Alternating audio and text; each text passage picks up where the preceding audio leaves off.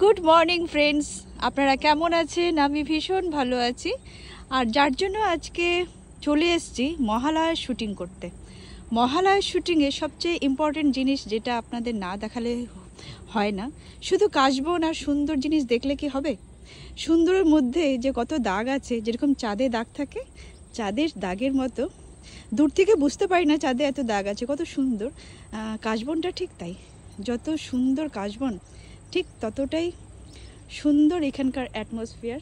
দেখুন, ওয়াও, এই হলো কাশবনের সৌন্দর্য। শুধু কাশবনের এত সৌন্দর্য উপর থেকে দেখলে হবে না, এর ভিতরের সৌন্দর্যগুলো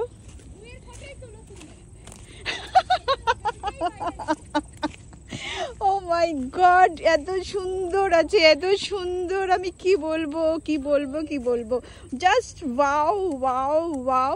আরও আছে, অজস্র আছে। সকাল সকাল আপনাদের সুন্দর সুন্দর জিনিস দেখালাম চাঁদের দাগের সাথে, চাঁদকে এবং কাশবনের সাথে, কাশবনের আসল সৌন্দর্য দেখবার জন্য। ধন্যবাদ আপনাদের, বাই বাই, সি ইউ।